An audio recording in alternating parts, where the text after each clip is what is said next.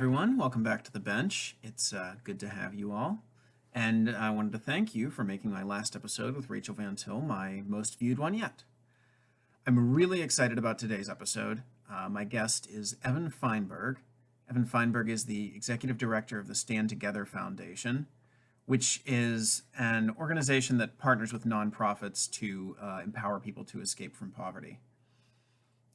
Evan's really the first guest I've had who's kind of outside my own network of acquaintances, although he is also a Grove City alum, which I didn't know going into this interview. So I'm very, very excited to have him on. Stand Together does some really good work. If you look down in the video description, there's a lot of links to some of the organizations they partner with, some of which are doing amazing work. I've heard from some of the people from those organizations, and I've just been blown away. So yeah, please enjoy my conversation with Evan. We talk a lot about what it means to empower people to escape from poverty. We talk a lot about Frederick Douglass, who's a mutual hero of ours. And we also talk a little bit about community and whether the state and the market are crowding out community and what we can do about that. So thank you. And again, I hope you enjoy listening to this conversation as much as I enjoyed having it. Evan, thank you for being with me. Hey, great to be with you, Grayson. Thank you so much. I know you're a busy guy, so I appreciate you coming on this podcast in its infancy. It's my pleasure. Nothing I'd rather do than talk about how we can transform communities so that more people can realize their full potential. I could talk about it all day long, every day, and really excited knowing our shared values and desire to see really great conversations like this happen. I couldn't be more excited to have the conversation. Yeah, I really got the impression that you could talk about this kind of thing all day when you gave a little talk to my fellowship class. So, and after that talk, I was like, oh my gosh, I got to get Evan on the podcast. Like, I'm sure he could you talked about it for an hour, I think. And I was like, okay, I really want to hear him talk about this more and have a chance to ask all my questions without monopolizing the time away from the 70 other people who are listening to you. Fantastic. Well, looking forward to doing it.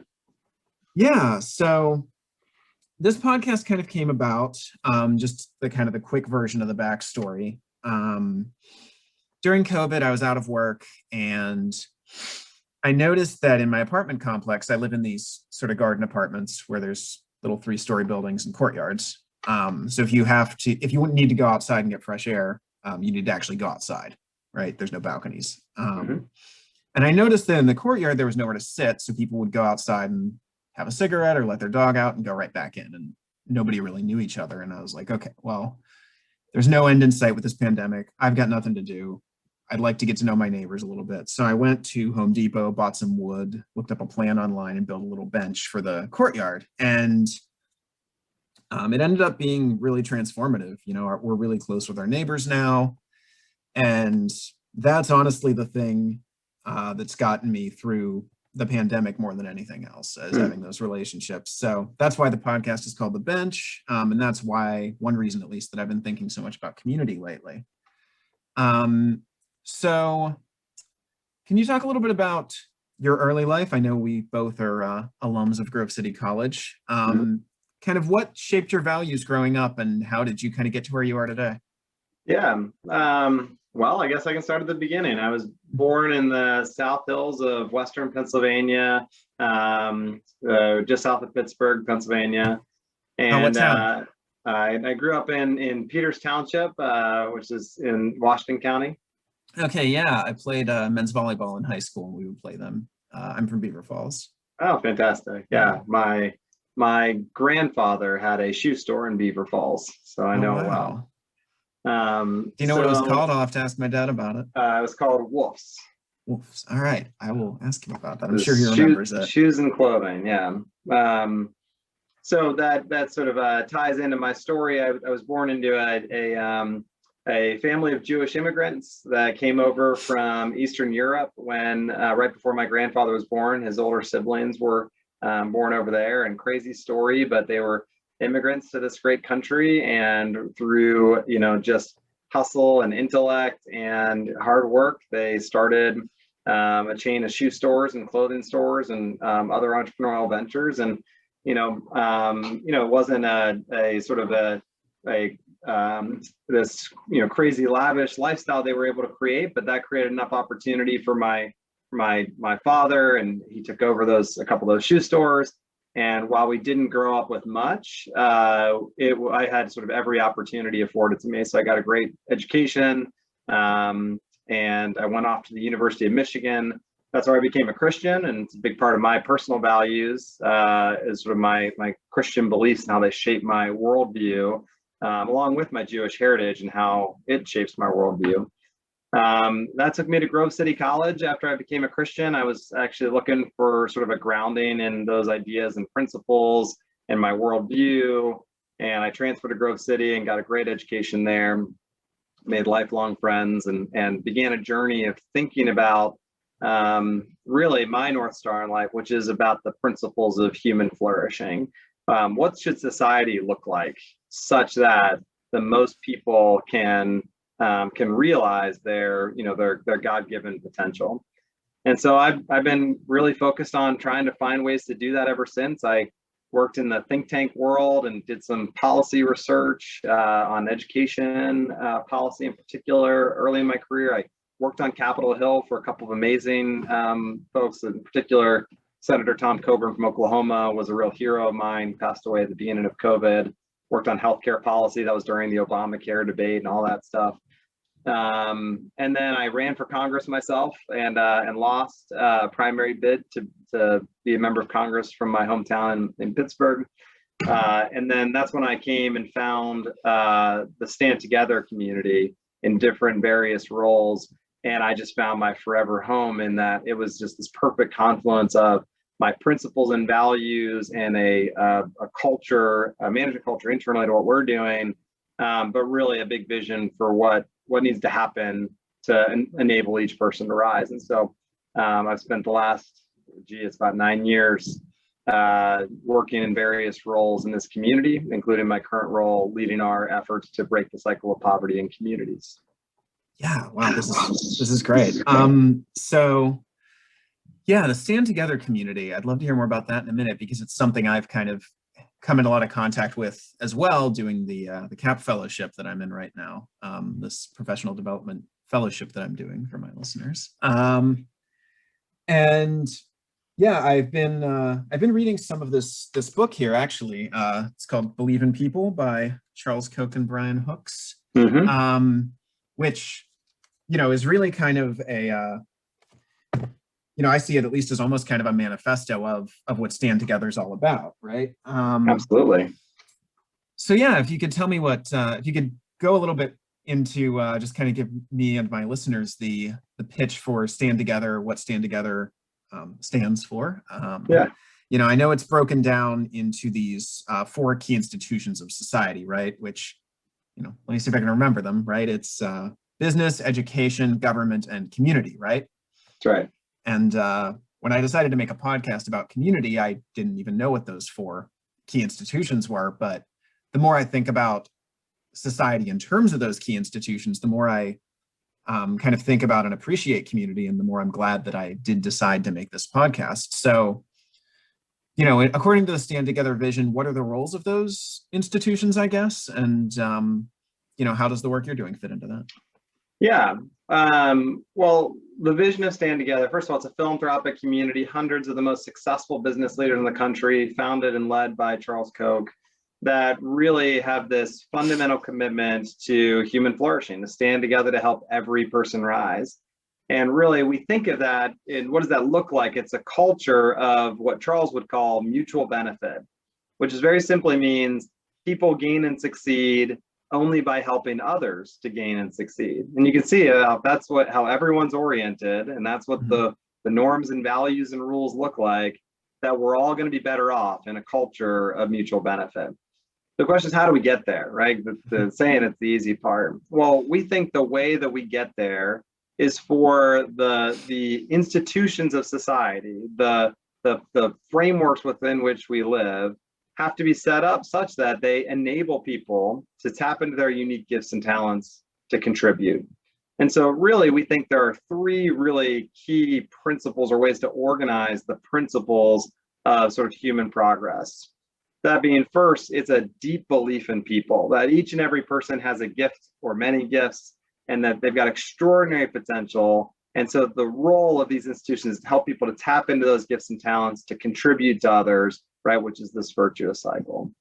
The second thing is that we need to empower people from the bottom up, that empowering people from the bottom up works a whole lot better than treating people as problems and coming up with sweeping top-down solutions to fix broken people. We know that doesn't work. We know from human history and philosophy and so many examples of those top-down solutions failing to enable people to thrive.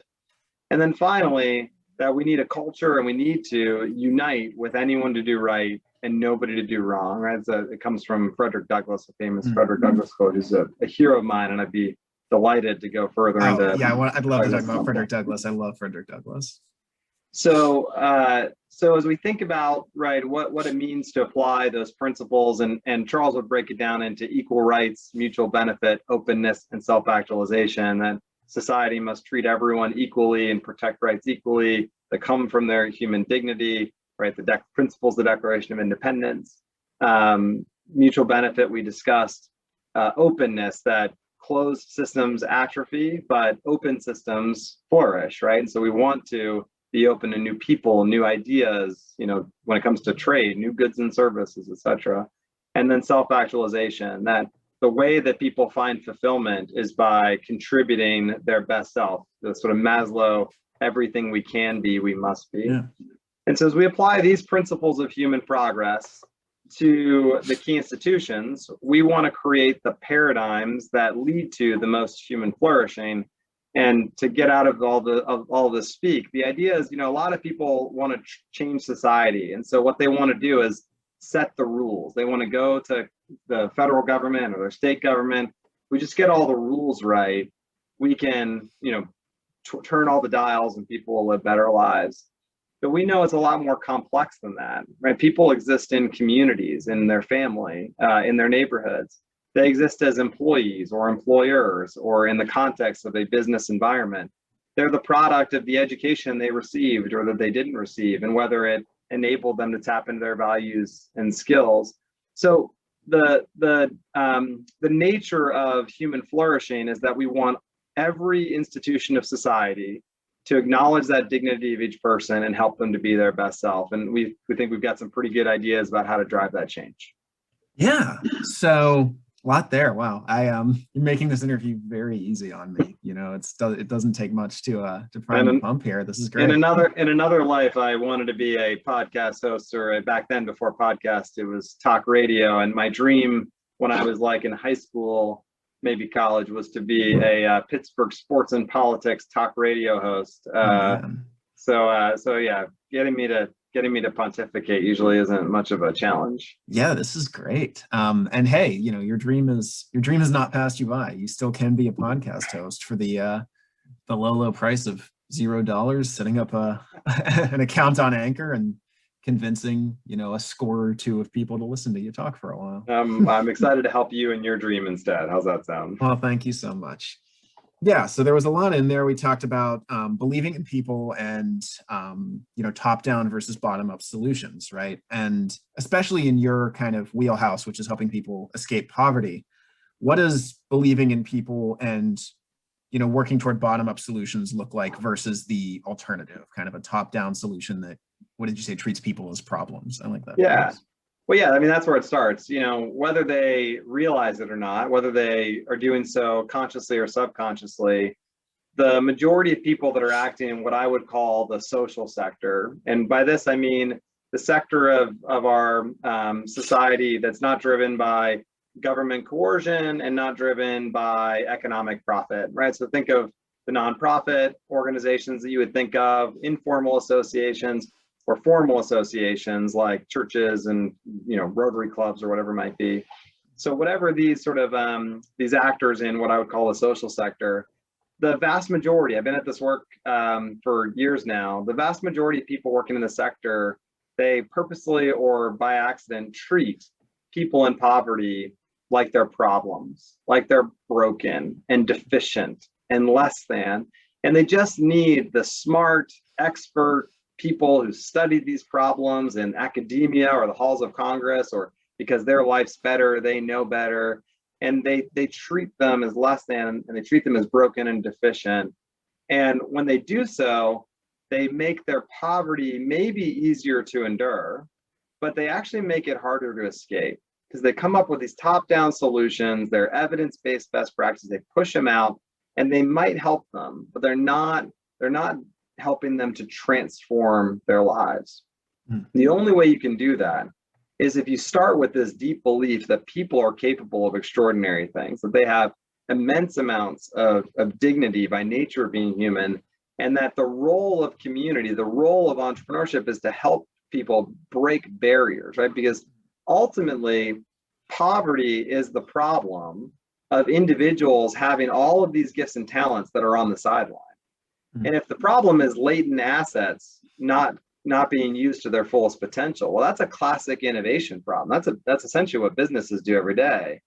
And so if poverty is an innovation problem rather than a resource problem, for example, then you need constant and dynamic bottom-up innovation versus top-down. So this is what we mean. The answer to solving poverty is not to be learned in a lab or in a book somewhere.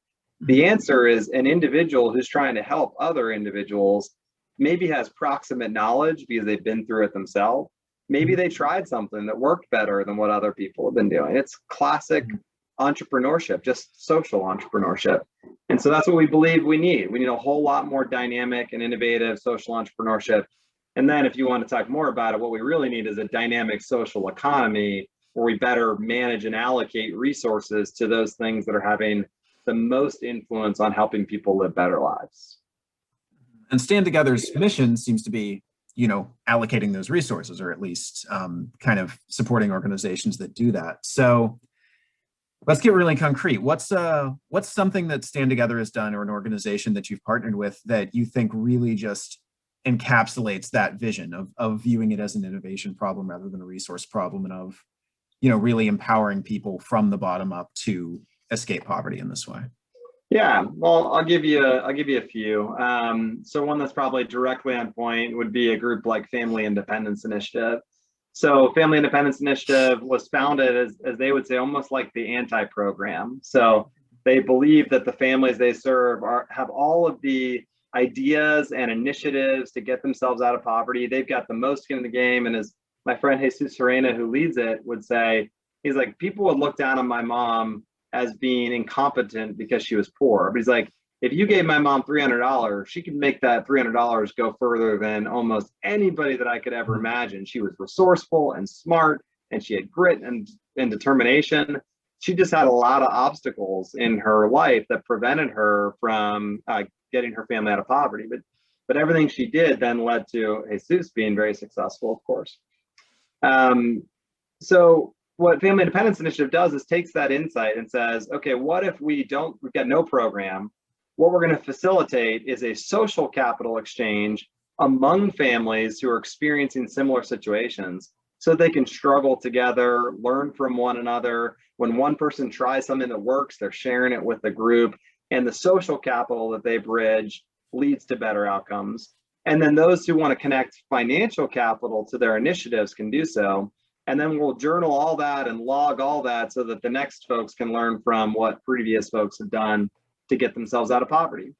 And it's wildly successful. They've, their stats show that 50% reduction in use of government resources, food stamps, et cetera, from folks that have been in the program. Their average savings go up by 100 times, and their average income goes up over the course of 2 years by 50%.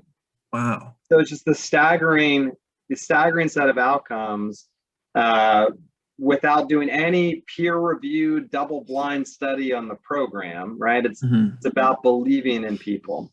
So I can give a bunch more, but it's an example that we're investing in to help grow, scale, and replicate, because by the nature of how they're solving the problem, it's not just that they could help a whole lot of people escape poverty, which they can, but they also show the country that you can approach the problem of poverty very differently than we are today. Yeah, this is kind of a line of thinking that I first actually became aware of during the kind of run up to the recent election. when I was hearing Andrew Yang speak during the primary debates and those events and stuff, which, I'm not entirely sold on the idea of a universal basic income or anything, but just the way he phrased it as like, look, these families know how to spend their money better than the government knows how to spend their money. So it would be better to just give all these families $1,000 a month and let them use that than to have all these different government aid programs that there's, barriers to entry and loopholes and strings attached and restrictions and rules, and, incentives not to make more money so you don't lose it and all that stuff, right? So yeah, that was something that really got me thinking along those similar lines. So I'm really glad to be talking to you about it now. Well, yeah. Let's start with this. The government as an institution can never be social entrepreneurs, right? The government can't form relationships and offer social capital to families experiencing poverty. The government can't invest in the things that are working, and then the next week those things stop working and they can't stop and start investing in new things. They can't be nimble players in the social economy. They just can't. It's too blunt of an instrument. Coercion doesn't work to solve these problems. Government should be the payer of last resort, right? I'm all for a social safety net in that we don't want people literally starving in the streets.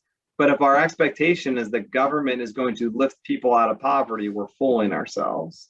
So if we start that government's focus should be on being a payer of last resort, and we also have to ask, well, what if government tries to engage, what's going to happen? We've seen it with the war on poverty. When you get these top-down government policies, they might be very well-intentioned.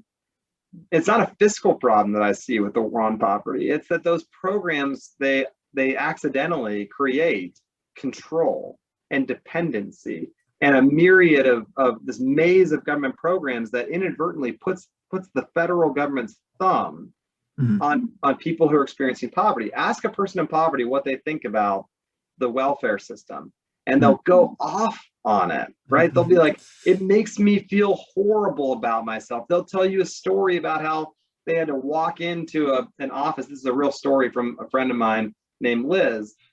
She's like, I walk in there and it's as if the 4 different people I have to see about my different benefits, each of them, their only way of making themselves feel good in life was to make me feel bad that I had to go in there and basically beg them for the benefits that I was owed because of my poverty situation.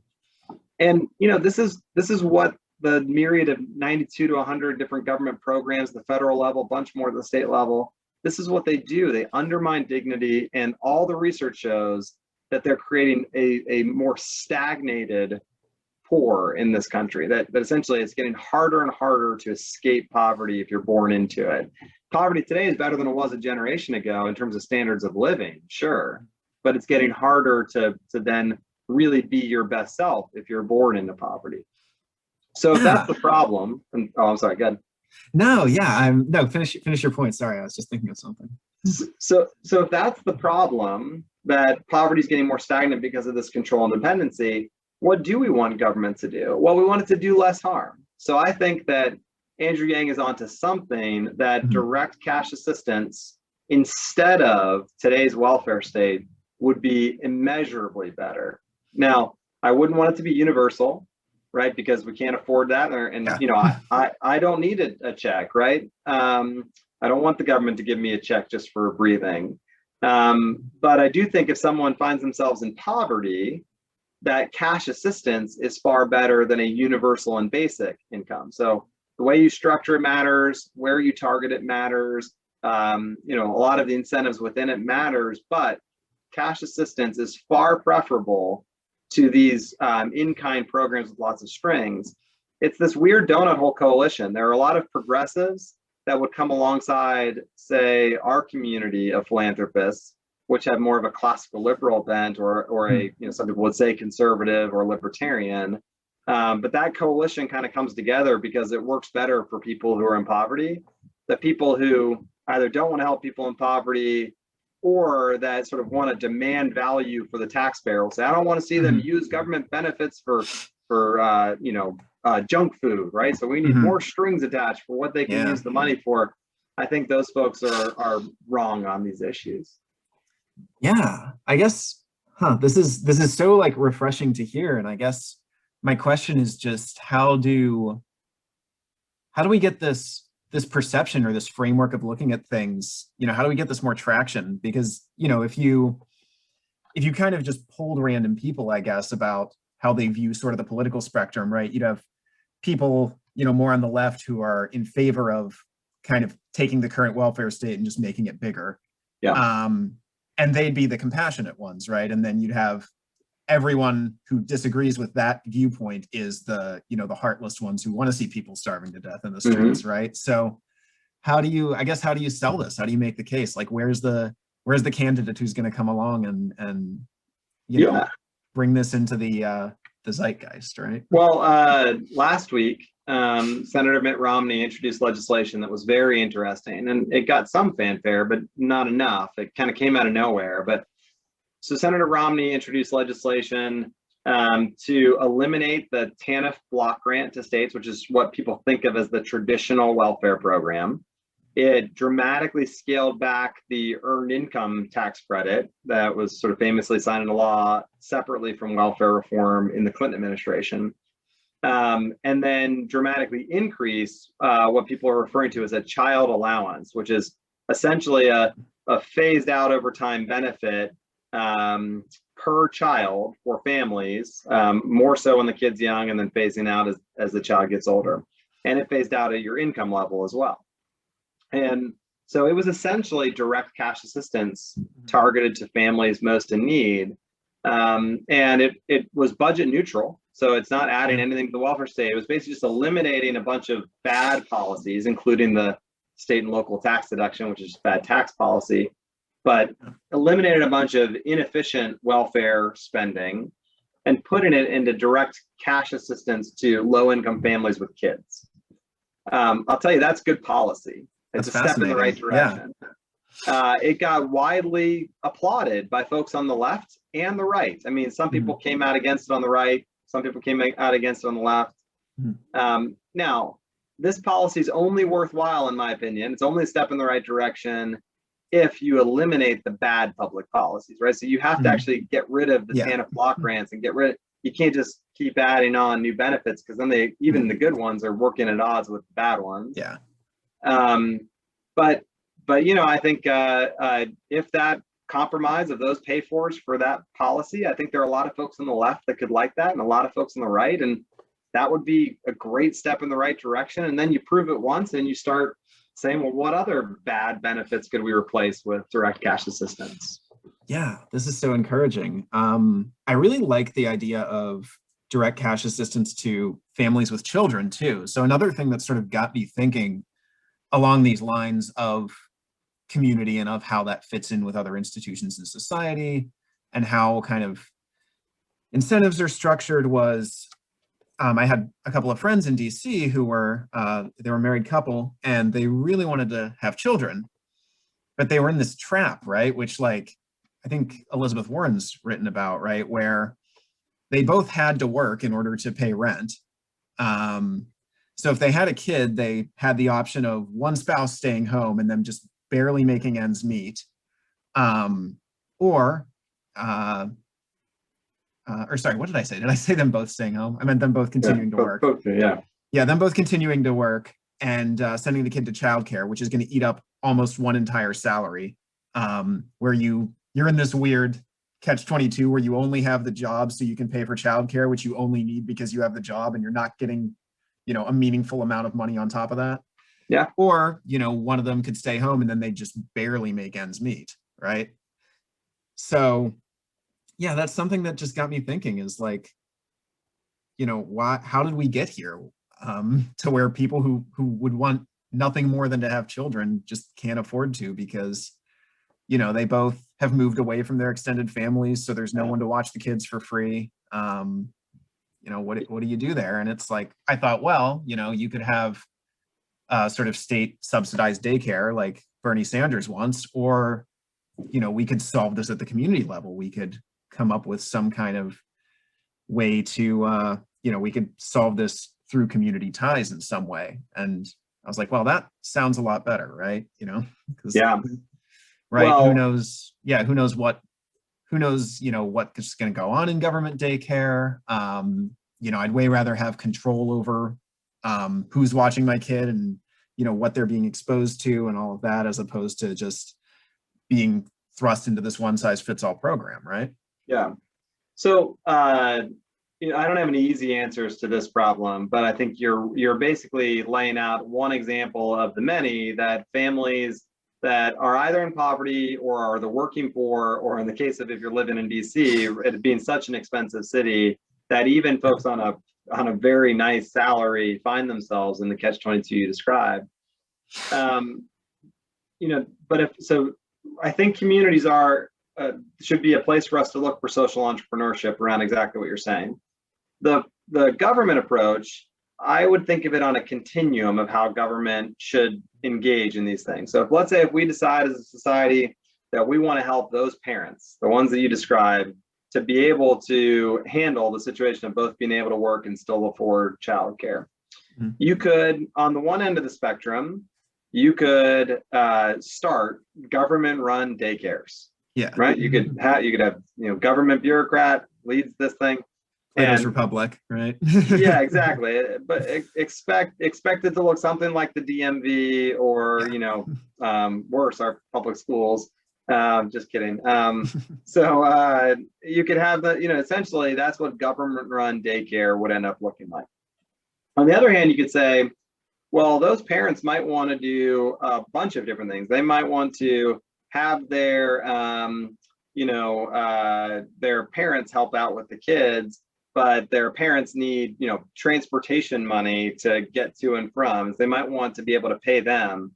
So direct cash assistance would be the most flexible, and they could decide to use it on childcare or other expenses, or maybe they need a bigger home so that their mom can watch the kids inside their home, or whatever it might be. They're going to use money on all kinds of different things, and they're going to have a better sense of that than anyone else. I'll give you a quick story from Family Independence Initiative, the group I worked for earlier. Mm-hmm. One of my favorite stories was a mom who used her money from Family Independence Initiative for a Disney World vacation and journaled about it. And her liaison with FII called her up and said, like, hey, I just want to understand, you got this few $1,000s from us, and you used it on a Disney World vacation. Yeah, right. That's like the worst case. That's like the horror story with direct cash assistance, right? Precisely. And you know what she said? She said, I'll tell you what. And in fact, they asked her a couple more questions, and she said, in fact, yeah, the electricity went out in my house this month because we didn't have enough money to pay the electric bill, right? And they said, are you for real? You let the electric bill run out and you took your kids to Disney World? And she said, yeah, let me tell you, my kids got straight A's in school this year. I told them, come hell or high water, if they get straight A's, I'm taking them to Disney World. And I'll tell you, I get choked up telling the story. She's like, I'll tell you that there was no way that I was not going to take my kids to Disney World as an incentive for that. You think about what her kids needed. They needed that Disney World trip more than the lights in their house. No government bureaucrat, no philanthropist, nobody would ever know that. And so giving flexible capital works way better for that situation. So if those are the two extreme, government-run daycare, cash assistance, it's a continuum. Cash assistance to spend on your kids, cash assistance to spend for their childcare, but whatever you want to spend it on. Cash assistance as a voucher for daycares, reimbursement to daycares if you send your kids there, government-run daycares. Yeah. And to me, we want to be as far to the flexible, dignified approach as possible in all of our support. Yeah, no, I love that idea. And I really like sort of this part of the approach where the people who are closest to the problem and actually experiencing the problem are the ones who best know how to solve it, right? I remember this sort of hit me like a truck when I think I was in college and I was back visiting my hometown. And I was with a friend from high school who was from a very poor family. And I was giving her a ride somewhere. And I said, hey, I pulled up at the pump and said, hey, do you mind pumping the gas? I'm going to go inside and get some snacks or something. Do you want anything? And she goes, okay, how much do you want me to put in it? And I said, oh, just fill it up. And she said, okay, well, how will I know when to stop? And I was like, what do you mean? It shuts off automatically, you idiot. And then I thought, oh, you've never filled up a gas tank the whole way before. Like Wow. you've only ever put $5-10 in at a time. Like to where you've never heard that, click when it shuts off automatically because Wow. it's full. And I thought, wow, like it's something so small, but it just would not have occurred to me in a million years. Mm-hmm. And yeah, I thought like I do not understand what you're facing. So, if I want to help, the best thing right, exactly. Like what you were talking about, the best thing you can do is, get out of the way. Right. Yeah. Well, I mean, obviously offer some help and then get out of the way, right? Not try to dictate how exactly you're going to solve these problems you're facing because you don't understand them. And to be clear, I think cash assistance is the best that government can do, because government doesn't have the other really important thing, because what you can offer that friend of yours is your friendship. So if that person comes to you and says, let me share with you all of my experiences, and I'm worried about, finding a job or something like that. And you're saying, well, I've got lots of connections or networks, or I've been through that. I can help you. And you offer, in the context of a trusting relationship, you can get to know the needs of someone and think through, what could I offer that person, or what could I go help find them someone else who could help them with that. Relationship is so much more effective than any program or service could ever be for helping someone to improve their life. So you can offer relational capital. And that doesn't mean that there are no programs or social entrepreneurs that are particularly effective. It just means they must take into account this idea that people are capable, and that the role of a social entrepreneur is to break down some barrier in that person's life through the value they're creating. And they have to essentially be a customer service business. They have to be so focused on what creates value for the person they're serving and be accountable to that, versus the delivery of services or the delivery of some program. Unfortunately today, both our philanthropy and our government approaches are set up to pay people to manage the problem. Unlike in the for-profit economy, where you get paid only if you create value for your customer. In the nonprofit sector, you get paid if you manage more of their problem. If they stay in poverty, you get more. And so I think the social sector has something much more dynamic than just cash assistance or getting out of the way. It has relationship and social capital and innovative ways of removing barriers that are worth investing in. So just to give you an example of this, one of my best friends is a guy named Scott Strode. Scott is the founder and leader of the Phoenix, an addiction recovery effort. I've been trying to get him on here too. He's been busy with the book tour, but yeah, wow. I remember hearing him speak and just like, oh my goodness. Whew. Yeah. Well, he'd be better than me for sure. He's an inspirational person. So, so Scott is in long-term recovery. And the way that he recovered is he basically got into a boxing gym, and somebody believed in him, right? Before he believed in himself. And all of a sudden, just hitting that heavy bag and working out with friends, he started to get into recovery. And so then he had the idea, well, what if I, just start working out with others who are struggling in their recovery, and we'll learn from each other, we'll recover together. So he started with just a guy on a bike, a biking club with other individuals that were at least 48 hours clean and sober to recover together.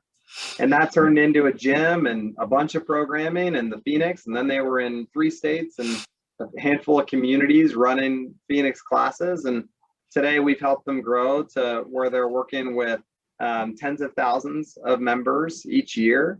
And essentially the Phoenix has become a movement across the country, all because Scott had personal knowledge and was close to the problem and said, well, that's what worked for me. Let's see if it can work for a bunch of other people. And the magic of the Phoenix is it's reducing the stigma and shame around addiction, but it's also Scott's recovery is aided because he's not just struggling with addiction, he is better than well. He is needed for the fact that he has been through it. So his circumstances become a unique characteristic where he is a better leader of the Phoenix and someone, a social entrepreneur who can help others than anybody else could be. You could be the best fitness instructor, the best entrepreneur. They could never compete with Scott because of what he's been through becomes a unique characteristic in the marketplace. So to me, this idea that like being proximate to the problem, having been through it, having been, been through what you're struggling with helps you to be far more effective. Yeah, just hearing some of the kind of testimonies that people who were involved with the Phoenix gave, and I know there's a few people in the fellowship with me that are involved with that, but it's it's amazing to hear their stories. And it really drives home, if you had any kind of lingering illusions that these people are, stupid or lazy or undisciplined or anything like that. It's like, no, there were barriers holding these people back. And when they can break them, like when they can get over those barriers or have them removed, just like, wow, watch out, like, I think about that all the time. I've had family members and friends, who struggled with addiction. And, I think the societal response to addiction is, oh, this moral failure, and I need to intervene and cut someone off, and these tough love approaches. And they miss the root cause of needing to be needed and the problem of trauma and mental health. And, there's underlying causes. And addiction is sort of an outward manifestation of that. And, some are more prone to it than others, both genetically and because of what they've been through in their life. And, if we don't start with compassion and empathy, right, we can never solve these problems.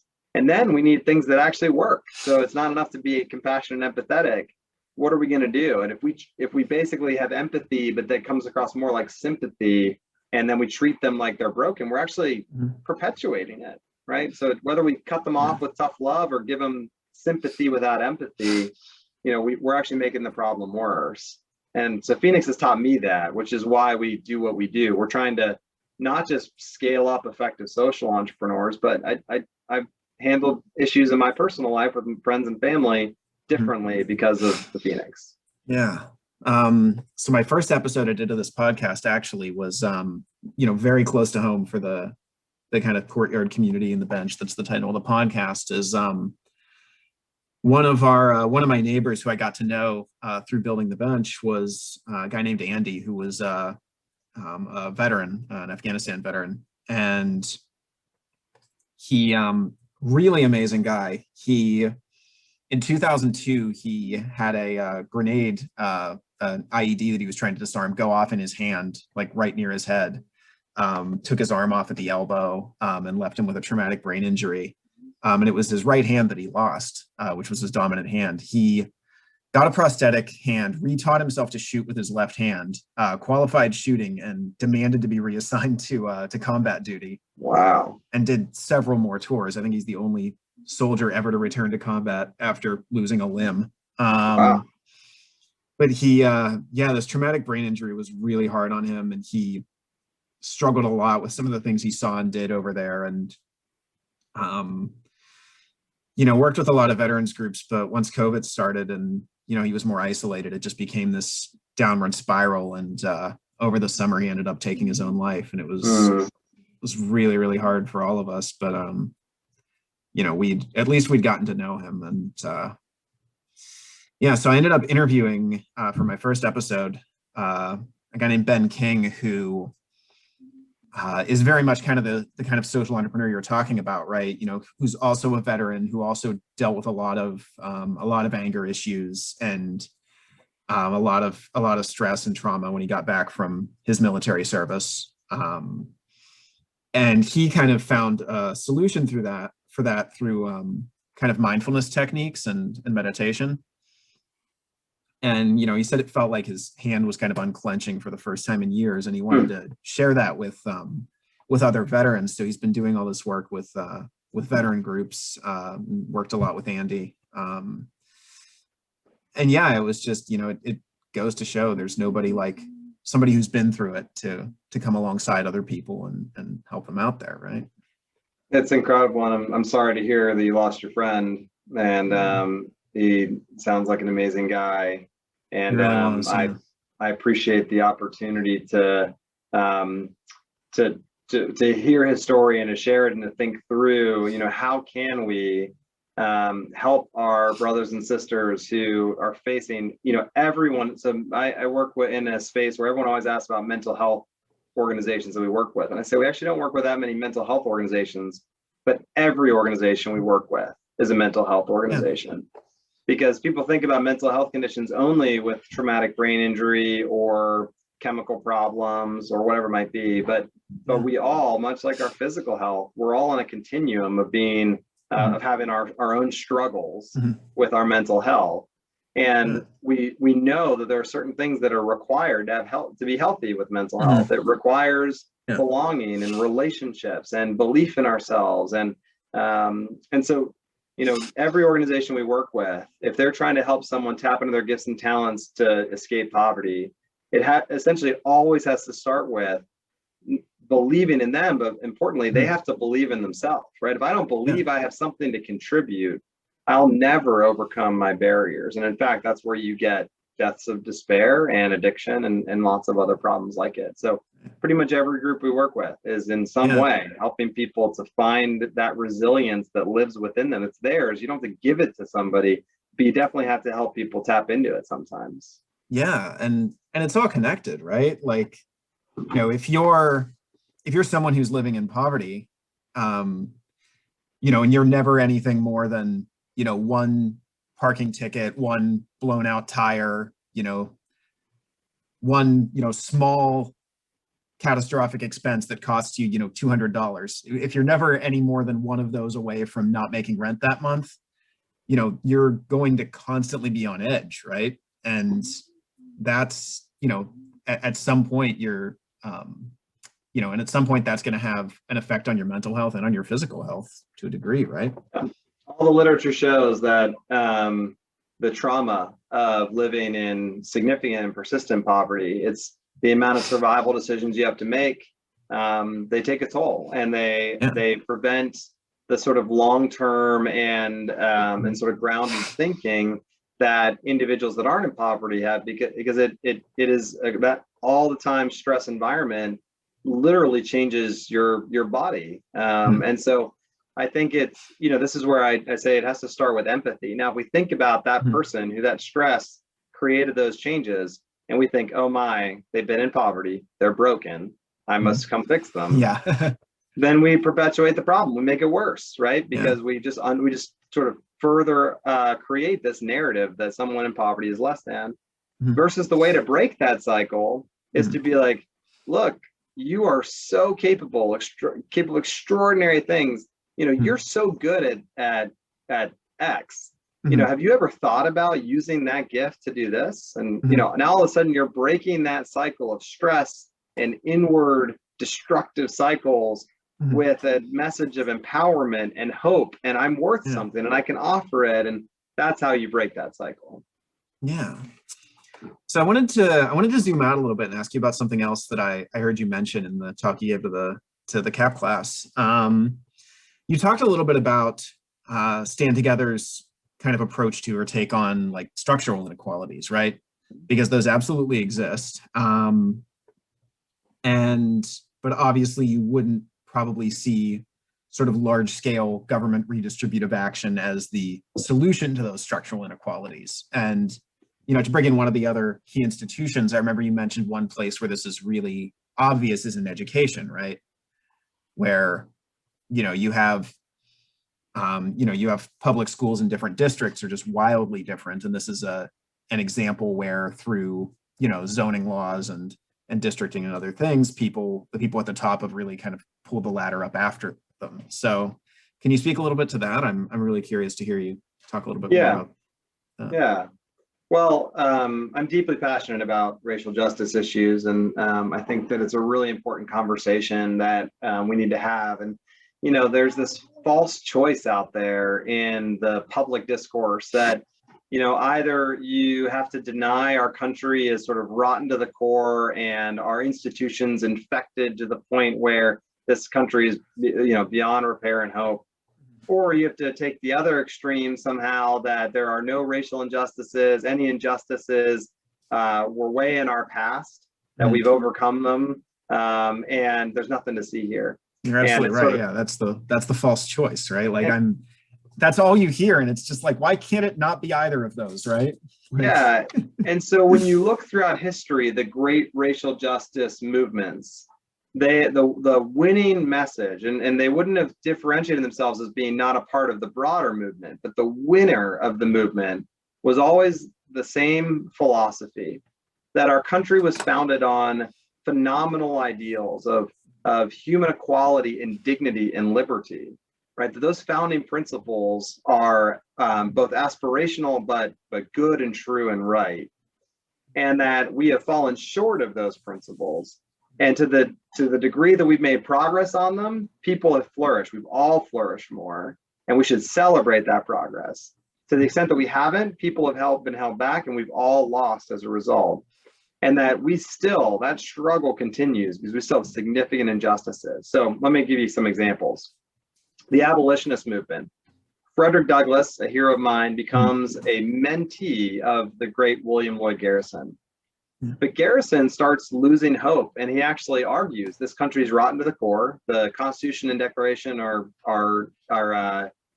meaningless documents. Yeah, Garrison ends up being a New England secessionist, right? He becomes a Northern secessionist. You're right, and so in that process, he and Douglass break. Now, they was mentor mentee. They wouldn't have. It wasn't like everyone overplays this stuff. Douglass basically said, no, my mentor, William Lloyd Garrison, is wrong about this. The Constitution is a glorious liberty document. And in his famous speech, What to a Slave is the 4th of July, he says, the Declaration of Independence contains saving principles. Stand by them at all times, at all costs, against whatever foes. And so Douglass is calling us to our higher angels. And there's a lot more history here, but the abolitionist movement is then successful by appealing to what this country should be about. Fast forward now, of course, even the Civil War ends, slavery is abolished. We have a long way to go, right? So yeah. So sorry, can I jump in real quick about Douglass? Please. I know we said we were going to talk about Douglass earlier. Please. Yeah, that really fascinated me. The What to a Slave is the 4th of July, right? That it's like the 4th of July doesn't mean anything to us right now because we're not part of its promises, but we want to be, right? And he takes a similar approach to Christianity, right? Where he, I know in his narrative, at least, he writes either a preface or an afterword later, where he says like, hey, look, I know I was really hard on these sort of hypocritical Southerners who, were going to church every Sunday and meanwhile owned me and used me as property, right? He even says at one point in the narrative, I think, like, I was happier when I had owners who didn't go to church because the ones who went to church were 100% convinced of their divine right to own me and treat me however they wanted. But whereas the ones who didn't just viewed it as kind of a more transactional thing. But he writes this kind of appendix to his book where he says, look, I know I was really hard on these people, but I was hard on them for being hypocritical.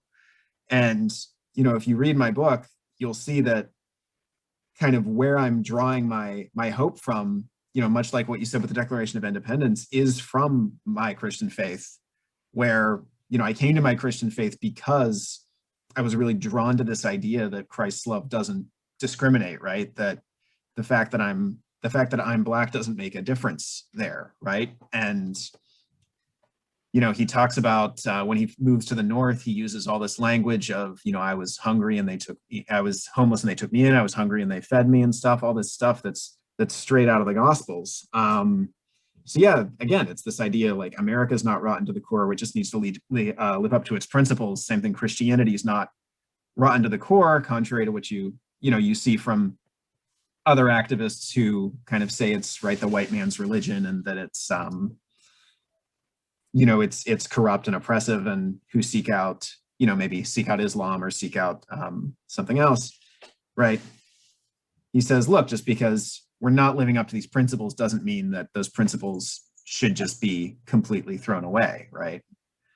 Yeah. So this is why Douglas is my hero, because, while I'd love to believe that if I were in his circumstance, I would have believed in America and that I would have believed in Jesus Christ.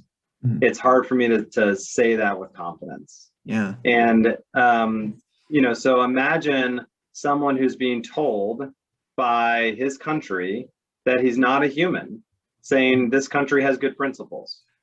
Yeah. Or imagine someone thinking about whether or not the gospel of Jesus Christ is true when the only followers that he knows of that gospel treat him like that he's not human and he's their property. And in fact, as you say, his master beat him and was as savage as can be, and he was considered the most pious person in his church. And he writes just sort of really just hurt, right? He's angry and sad that his church would hold him up as this pious individual on Sundays, and then he would go home and without batting an eyelid lash him. Yeah. And so he talks about being treated worse than his animals, right? Yeah. And so, if I were in that circumstance, would I have faith? I don't know. Yeah. I'd like to. I know I believe Jesus to be my Lord and Savior and to be the ruler of the universe. So if I hope it's not blasphemy to say, would I have that kind of faith in that kind of adversity to believe it to be true? But that's what makes Douglas my hero. And that's what makes his example so much more important to us. He was able to see past the hypocritical nature of the people claiming the principles to ask, are the principles good and true? And in doing so, he didn't try to win an argument against people with the principles about their principles. He tried to hold them to account, to say, based on your own standards, how can you not see that you're wrong? And that "What to a Slave is the 4th of July" speech is the greatest piece of rhetoric in American history. I mean, maybe Martin Luther King's "I Have a Dream" speech is there, maybe the Gettysburg Address, I don't know. But that "What to a Slave is the 4th of July" is fantastic. And I mean, I could talk about this one all day, but he gave it on July 5th. He was invited to speak, and the president was in the audience. He was invited to deliver that speech on the 4th of July, and he refused. And that's what he called it. "What to a Slave is the 4th of July." He gives it on July 5th with the president in attendance, and he delivers this speech. And a lot of folks who like the founding principles quote it, and they gloss over. He is excoriating in that speech. It is a risky and gutsy speech for Douglas to give, because he is telling people of the highest seats of power in America, you are hypocrites to your core.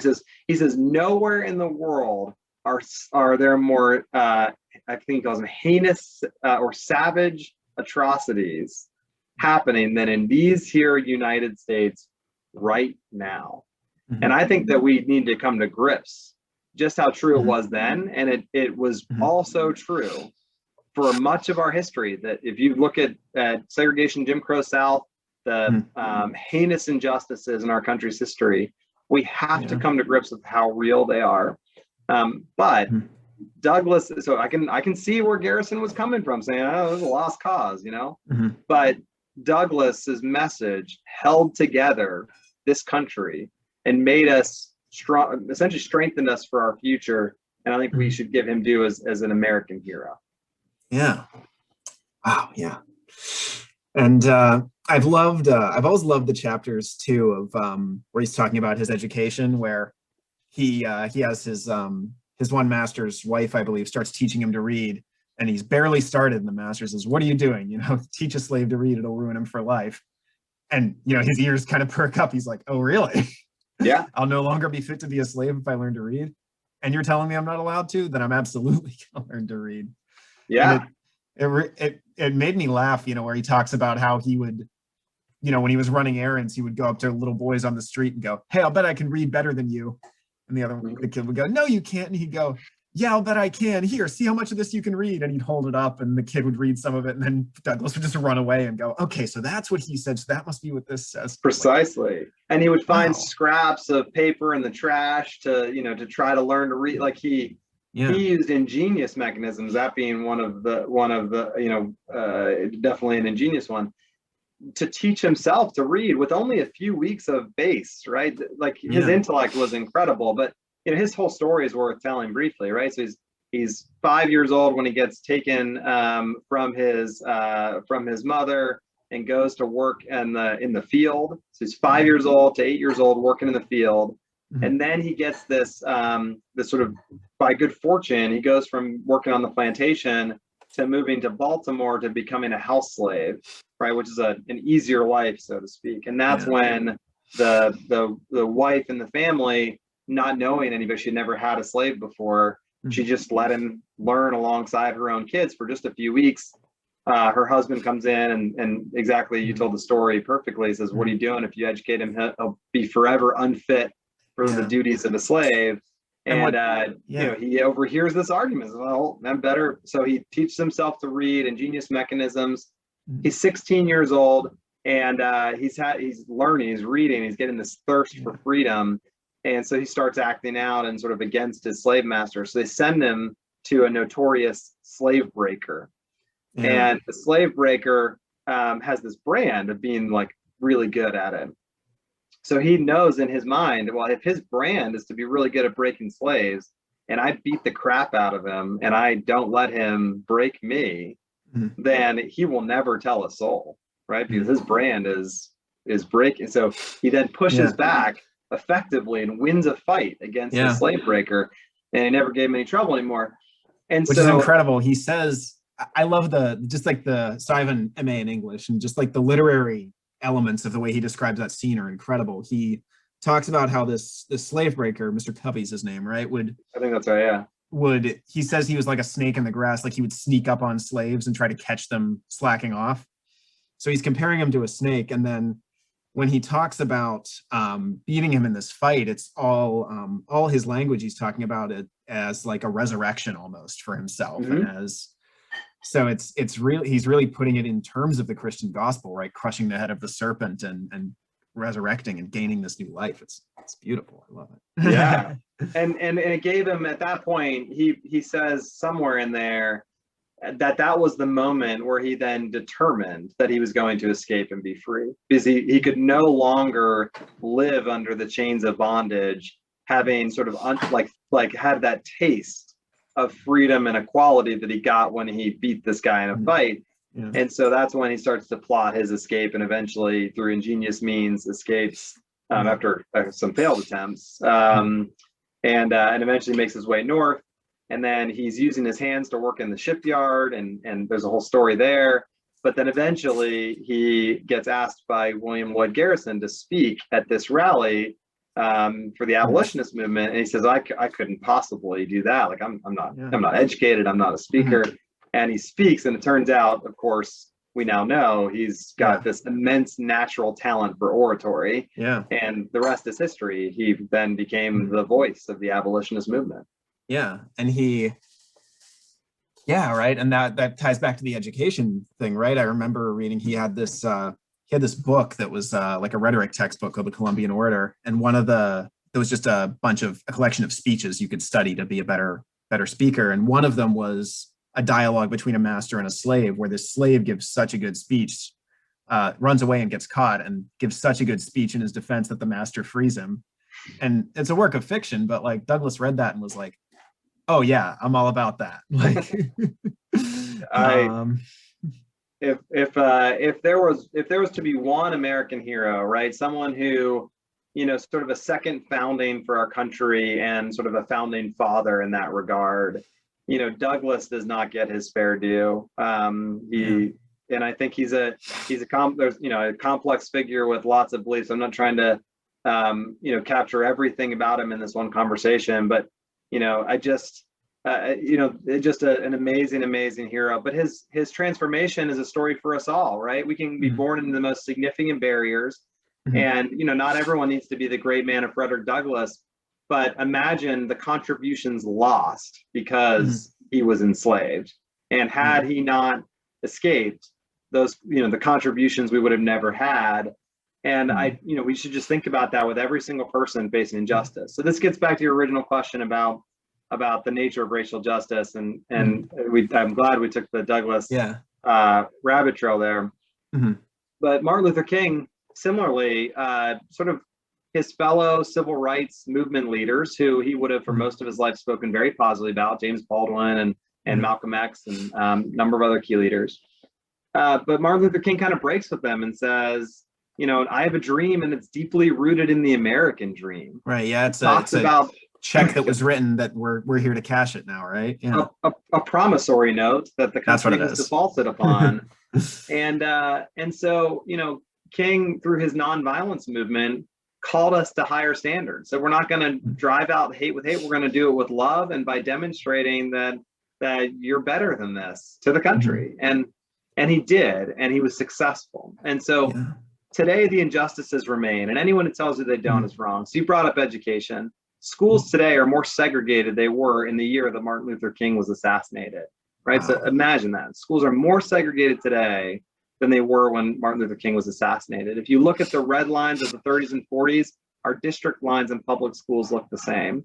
If you're Black, you are as much as 5 times more likely to be incarcerated in this country. The number of arrests is far more significant. 1 in 3 Black men in America have a criminal record today, right? There are institutional biases related to race that exist today. Now, it's complicated. We're paying for the sins of our fathers. Those in poverty today are largely because of the injustices of a generation ago. And then if you put a bunch of, over criminalization that disproportionately hurts poor people, regulations that disproportionately hurt poor people, if those red lines are basically just separated by socioeconomic status, not necessarily race, I get it that it's complicated. The system does not require people to be racist for there to be institutional barriers. Yeah. It requires there to be institutional barriers to people living better lives, and our history and current policies are keeping people there. Now, there's also bias and racism that exists today too. Sure. People get hung up on trying to figure out which of those is the problem. Yeah. What we know is that today, Black Americans have a fraction of the net worth of white Americans, and it's not getting better. It should be getting better. In every other discriminated against people group, over time, it gets better as the discrimination wanes and people's lot improves. And unfortunately, it is getting better, but far too slowly. Yeah, and this is a question that it has been kind of, in my mind a lot lately is, okay, these structural inequalities do exist, and they are pretty much indisputably the result of past of slavery and of Jim Crow, of redlining, of all these racist policies that existed for a very long time. And it would be misleading to suggest that all of these inequalities are due to racist attitudes held by individuals in positions of power or otherwise in this current year, right? But I think this is where the ability to make progress on this breaks down, right? Is there's on one side you have we need drastic action to fix this now, and the other group says, well, why should that come at our expense, because we weren't the people who perpetuated these evils and committed these crimes against you. And then you get into this really difficult impasse where you have this kind of very broad definition where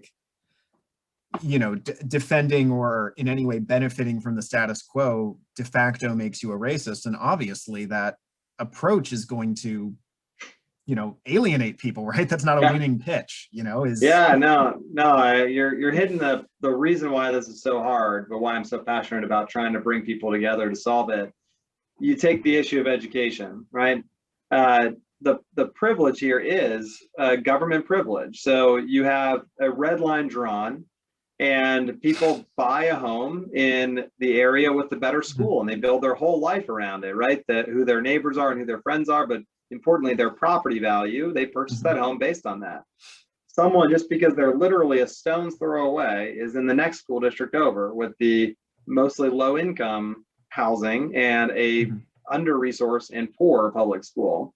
And so that's where they live.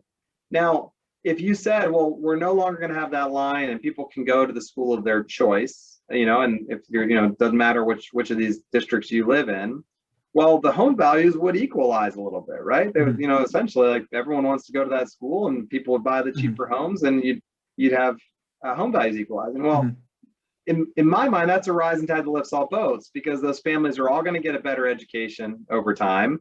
You're going to live in more diverse communities that will lead to, and we know this, mixed socioeconomic communities. Everybody does better, not just those that were worse off.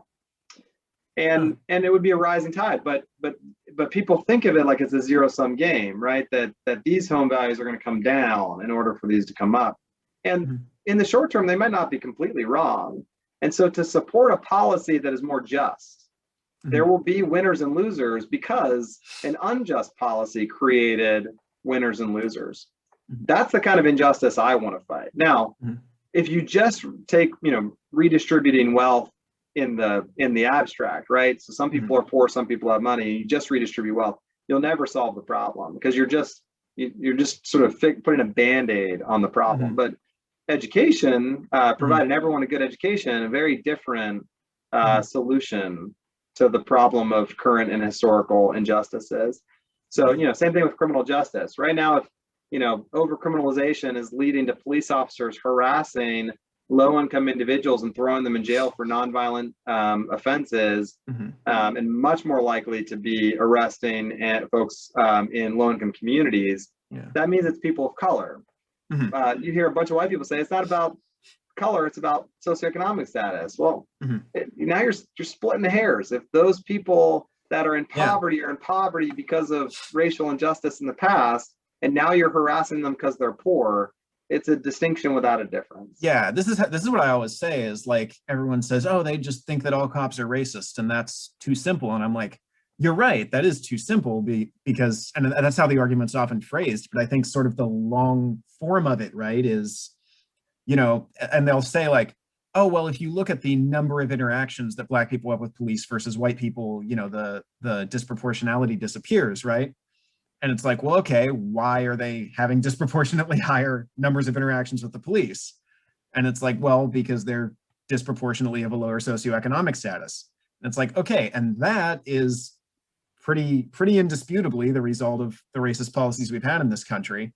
Yeah. And, maybe if you go through all those steps, and police officers day in and day out are having a lot more interactions with Black people, that could, cause them to develop certain attitudes toward Black people that would be problematic and would lead to some of the incidents, the tragic incidents that we've seen. But right, it's not as simple as like, oh, these people just hold bad attitudes and need to be, trained out of it, for example, right? Here's the framework that I would use for this, right? And I'll borrow only one phrase from Kendi, who I think has not been helpful on this subject. He says race is a social construct, and I couldn't agree more. Race is a social construct. It's not about inequality. It's not about inequality in any way. Race is something that we've created to separate people in our social constructs. And so if race is a social construct, and everybody is created equal, and everybody has unique gifts and talents to contribute and grow and succeed, then when we see persistent patterns of a group of people based on that social construct doing worse than another group of people, and that those problems are persistent and over a long period of time, then we must ask ourselves, what is the injustice being perpetuated? Because otherwise we wouldn't see those patterns, right? We would see unequal outcomes in a free society, right? Different people are going to do better than others, but you wouldn't be able to explain it based on some identity in a social group that isn't a social group, that's not everyone doing the same things, and it's just the same color of your skin or same gender or whatever it might be. So if we see that persistent pattern, it must compel us. What is the injustice, or what do we think the injustice might be? It could be cultural. It could be in the institution of communities. It could be persistent racism. Employers won't hire Black people, and so therefore you get persistent inequality, right? That's the reasonable explanation of what was happening, and to some extent is happening. Yeah, or to, even to add a few more steps, you've got overcriminalization, which is an inheritance from these racist policies, which then leads to more African Americans being disproportionately, convicted of felonies, and then you've got to check that box on your job application, right? Precisely. And so what I was getting at is, it could be any one of the institutions. That is, it could be cultural, it could be legal, and depending on where that injustice is, it should compel us to take different solutions, right? If it's a problem, if it's a problem in communities, is there something we can do in our communities to fix it? Or in businesses, or something we can do to fix it? If the problem is government perpetuating the injustice, we should immediately be looking to roll back the injustice that's being perpetuated. It gets more complicated with solutions, because if it was as easy as snapping our fingers and having government solve it from the top down, we'd be making more progress. Okay. The government's tried, but it's actually quite difficult. So it requires a commitment of all of us to make progress on these barriers, because there's no magic wand when it's become this endemic. And I think to circle back to Douglas for a minute, I was thinking about Sophia Auld, his master's wife, who was starting to teach him to read. She's a fascinating character, because he talks about how, she's never had a slave before. And when they first get him, she treats him like a person and wants to teach him to read and everything. And then he watches her, be poisoned by this inequality, right? He watches, in the way that there's this, I think it goes back to what you were saying at the very beginning with mutual benefit, right? Where if you view it as a zero-sum game, whether you're winning or losing that game, you're going to be harmed by it, right? I think James Baldwin's phrase was, he said, in trying to perpetuate these unjust structures, you turn yourself into a moral monster, right? Yeah. And I think that's what's happening to a degree. I mean, look at what happened in Charlottesville, right? This debate gets so heated and so focused on things like Confederate monuments, and you have this kind of explosive backlash from the one side, and I think it's just not doing anyone any favors, right? Well, so it's so fascinating to hear Douglas talk about her later in his life, and he's basically trying to come to grips with this. He has like a deep affection for her, right? Because she showed him humanity, but yet he's struggling with how she treated him over time. And it's a really complex relationship for him to unpack. I think it's really fascinating. But yeah, I think all of these injustices start with us, right? I mean, we have to ask ourselves, what can we do to break the cycle of these paradigms? Because our politics are downstream from culture, our community institutions are downstream. Our institutions are nothing more than a collection of norms, beliefs, and expectations. And I've become really passionate about these issues over the last few years. I feel like I've changed some minds. Maybe I've changed 2 minds. Maybe I've changed 100. I don't know. But I'll keep doing it, because the only thing that I can do is use my gifts and talents and spheres of influence to try to change people's mindsets on this, and hope that changes our politics, changes our communities, changes our businesses, and changes our education. And this is another, I'm coming back to what I said when we were talking about poverty too. It's just like, where is this in the national discourse, right? Like, why is the choice between kind of the Ibram Kendi model of racial discourse and the Donald Trump model of racial discourse, where you veto the defense authorization bill because you don't want to rename the Confederate the bases named after Confederate generals, right? Like, why are those the only 2 options we see in the national discourse? Like, the Donald Trump, Tucker Carlson, we have to ignore or pretend like racial injustice is no longer a problem, or that it's, I'll tell you, so you mentioned James Baldwin. The debate between James Baldwin and William F. Buckley, who's, known as a conservative hero, right? Yeah. Um, you know, I watched that debate recently. It's it's on YouTube. You can At find it Cambridge, right? in Yeah. Cambridge, yes. And Baldwin just makes shameful arguments, and at the end of it, he gets asked by a student about universal suffrage, and Mhm. he repeats an argument that he made in a shameful op-ed or shameful editorial in National Review about why he was opposed to universal suffrage. Buckley, you Right? mean? I think you said Baldwin earlier. Oh, that's it, Baldwin. I'm sorry. Oh, I Yeah, meant Buckley. yeah, No, yeah. Baldwin's very much for universal suffrage. Yeah. So Buckley argues against universal suffrage, and he says it's no fault. He said, yeah, it's in past injustices, slavery, but Black Americans just don't have the education and intellect to vote, and people without the education and intellect to vote shouldn't do it. And it's so shameful. And I mean, William F. Buckley is largely held up as a hero today. I think we should very much temper our enthusiasm about any of William Buckley's ideas based on some of these heinous views he held. And so I forget why I got onto William F. Buckley in the first place, but I think that this argument that you hear that the injustices were in the past and now the problem is within Black culture, right? Fatherless Black homes is a constant trope that I hear from conservative-minded individuals.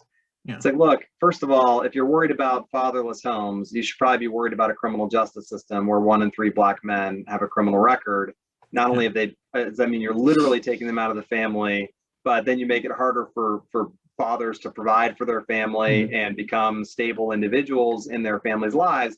Let's not be surprised when they're not, when you don't have stable families as a result. But even if you do believe that it's some cultural issue, if we don't point to the scourge being the injustices that are creating that problematic culture, rather than suggest that it's the other way around, like that, to me, this is like a really worrisome trend that I hear from people on the sort of political right on this issue.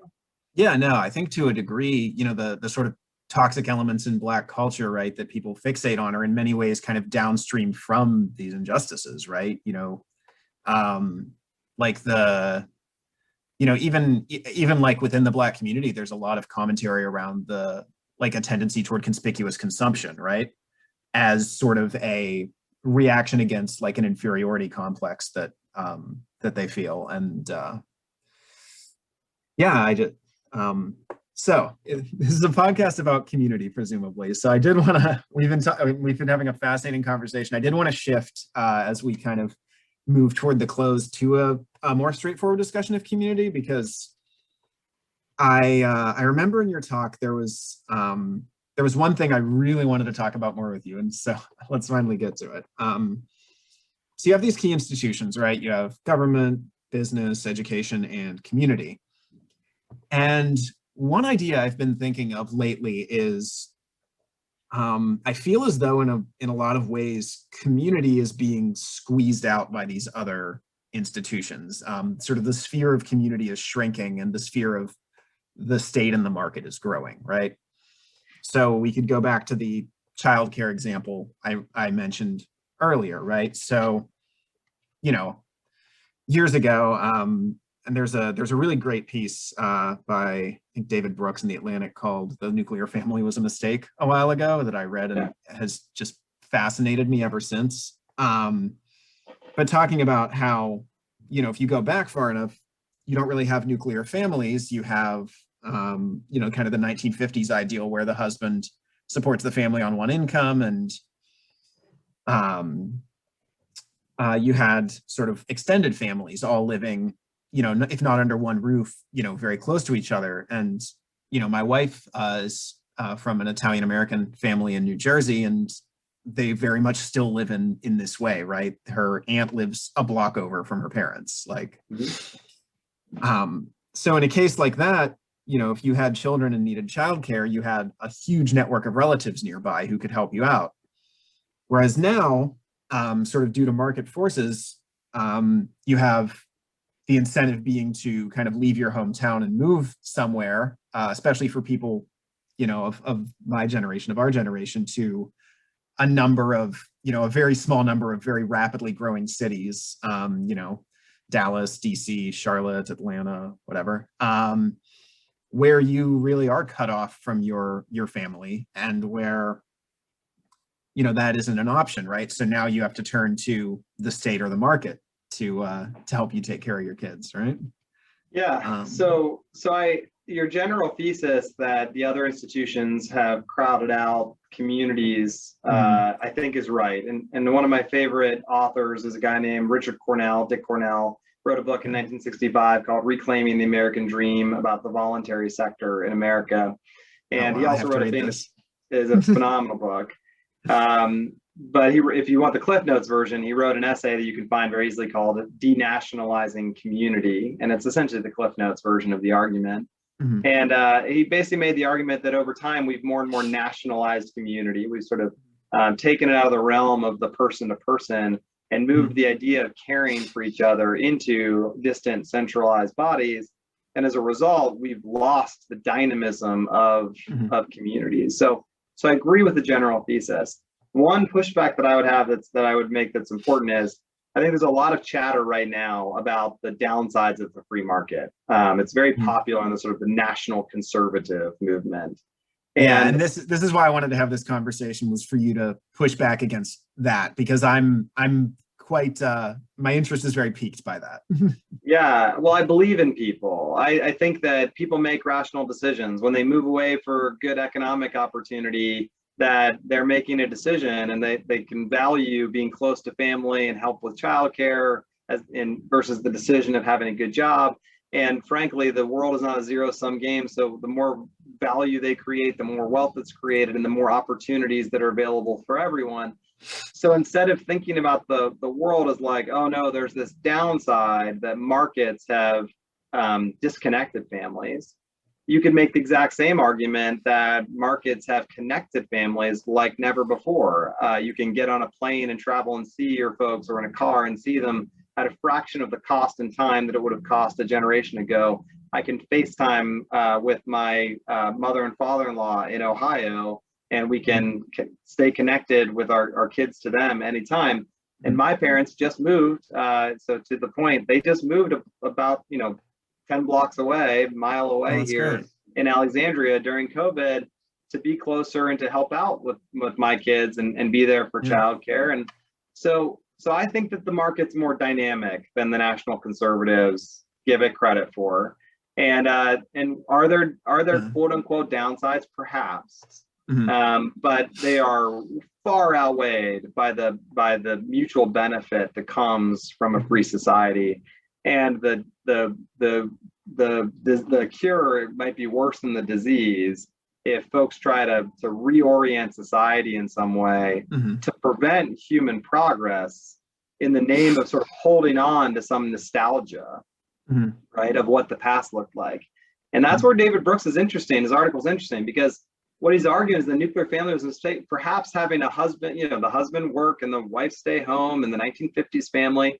He's saying maybe that was a mistake, and instead we should have been relying on a broader family. And he mentions, I think, the Japanese traditions, right, and some of the Asian traditions of parents living with kids as being perhaps preferable. Those are market solutions, and I wouldn't be surprised if our market reorients around the benefit of those familial connections.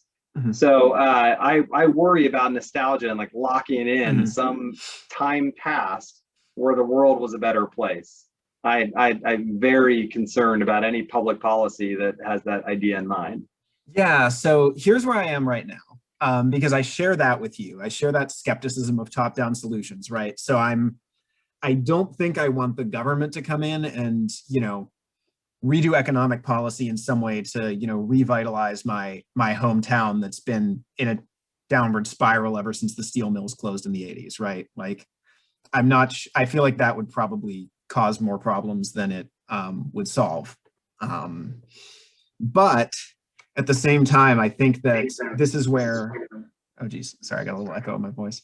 This is where I think that the institution of community could do more work, right? Like, I don't necessarily want the state to come in and fix this. What I would rather see is these really, really robust communities that have that sort of, if you want to picture like their sphere expanding and sort of displacing the state and the market in those ways, right? Saying like, well, I know you could sell us this thing, right? But we don't want it. Or like, well, we could just we could have our church fracture over QAnon and politics, but that's like, no, we want to push that out of here. We don't want that to happen here, right? Like, yeah. So yeah, I'm more in my kind of thinking right now is like, can we find ways to displace these other institutions that have been eroding at community? And just like what I keep coming back to though is like, but is that gonna work? Is that just a mismatched fight to begin with, right? Or do these other institutions have a vested interest in breaking down community because it's easier to sell things to people when they're atomized? So Cornell makes this argument that this is the great project of our time. And perhaps this is a good way for us to conclude our conversation even. Maybe if I just read this Cornell book, I wouldn't have had to make this podcast. Cornell writes that the great project of our time is essentially the great project of our time is to starve the government of responsibility, right? Yes, oh my gosh. And he's basically saying that the problem of public responsibility, of caring for our neighbors, was once felt deeply by all of us. And if you think about it in community, if the person teaching my kids in school hits tough times, I feel deeply responsible for helping them get through those tough times, because I lose if they suddenly sort of fall into depression and addiction and can no longer teach my kids. My kids are out of teacher. Yeah. So I feel a deep responsibility for that. But if over time that responsibility gets further and further away from me, I start to abdicate and throw up my hands. And I can't help but one last story. I talked to a pastor of a mega church a number of years ago. Yeah, I should say I talked to the nonprofit leader who talked to the pastor of the mega church, and he was trying to convince him to take on their foster care ministry. It was to recruit foster care parents and adoption parents. And he said, I told him what we were doing, and he said, "Why would we do that?" And he said, "Well, because the Bible commands us to care for the orphan and the widow and the prisoner, and this is a way to live out our faith." And he goes, "Look, I mean, we would do it if we thought we needed to, but the government really handles foster care, so it's not the purview of our church. It's a mega church of thousands of people." And so to me as a Christian, the idea that the church would abdicate its responsibility over something core to its mission because the government was involved, it was a tragedy. And I think that's bad philosophy, bad theology, bad everything. But I very much hope that person repents of their sinful attitudes. Yeah. But to me, this is the problem, right? So what are we going to do? Are we going to convince the government not to be involved in foster care, right? Because they're protecting kids against abuse and neglect. Yeah. If we want to solve this, let's go show that voluntary solutions, and we support a group called Safe Families for Children that is recruiting families and individuals to come alongside families in crisis before they lose their kids to foster care, so that if the problem is they just need support, right? They just need help watching the kids so they can work a second job, which is often a problem, kids getting left alone while their parent works a second job. Or if they just needed a crib for their baby and they couldn't afford it, or whatever it is, they can provide it. They might need a host family voluntarily for a couple months while they get themselves together, go to addiction recovery services, whatever. So this group, Safe Families for Children, is wildly effective. If we're going to starve if we want the government not to take a horrible approach in foster care like it mostly does, and it's really hurting kids, let's starve it of responsibility by supporting Safe Families for Children. It's essentially what we do at Stand Together Foundation in our working communities. But I think that actually should be the charge of each and every one of us. What can we do to help other people live better lives? And if we all do that, we don't need the wrong institution to get involved. There you go. Wow, that is That is awesome. I think this is a good place to end, honestly. I had a few more things I wanted to say, but that was just such a mic drop. Wow. Well, I appreciate it. I do have to get going here. So, Sure, yeah. well, I thank you really so much for appreciate. joining me. Yes, thank you for having me. It was a really awesome and fun discussion. So, thanks for being interested, and thanks for doing the podcast. Yeah, and thank you for all the great work you do. I will pick up that Dick Cornell book. I'll link to all the organizations you mentioned down in the show notes. And yeah, I'll shoot you an email when the episode's up. Thank you so much. Yeah, thank you. All right, good one.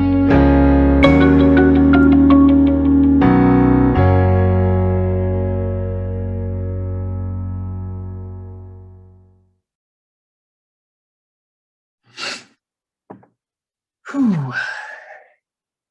Cleaning my glasses, gonna edit this out later. Or maybe leave it in to amuse my followers.